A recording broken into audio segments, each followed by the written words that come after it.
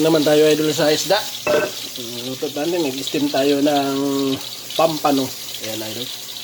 Ang steam natin ng pampano. Saka nagprito tayo ng, bumili tayo ng bangus na wala ng tinik. Ayan.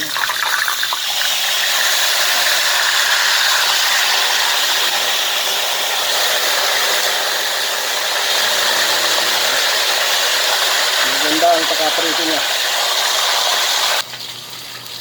Ayan, pwede na idol. Luto na siya.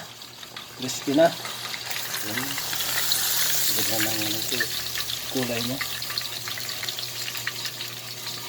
Hilig tayo sa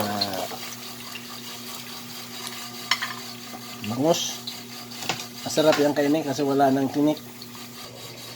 Ayun idol, pwede na. Luto ng in-steam nating pampano. Ayun. Ang ganda ng pakaprito idol ng bangus. At ito naman ang pampano. Gagawa tayo idol ng sauce ng steam. Ang gagawin natin luya, bawang, sibuyas at sili. Ayan, ilalagay natin mga ricado, asukal, kikuman, saka pamienta. Ayan, pwede na lagyan natin ng konting mantika. Ayan, para mainit na yan, iyon na natin idol ang loya. Sarap ito idol. Kaya paborito itong ganito. Loya muna, ano muna natin.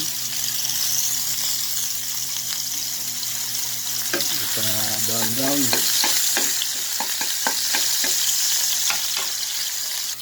Lagyan na natin ang bawang at sibuyas.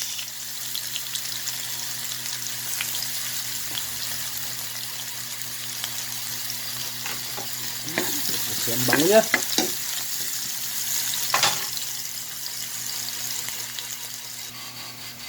Yan. I-half cook din ulit natin. I-half cook natin yan para masarap.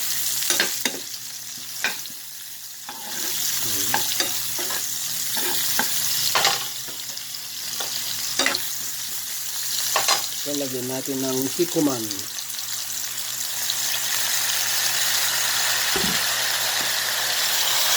Ano, pakabango niya idol. Lagyan natin ng asukal. Ang bango. At lagyan natin ng liquid seasoning. Ayan. Pakabango niya idol na sausawa ng ano yun idol. Steam. Ayan. Ayan. Lagyan na natin ng sauce idol. Ayan. Ayan sa pampano. Para sarap siyang kainin idol. Subukan nyo idol, masarap ito. Ayun na, katapos na tayo pagluto idol, kain tayo ngayon tanghali. Ayan.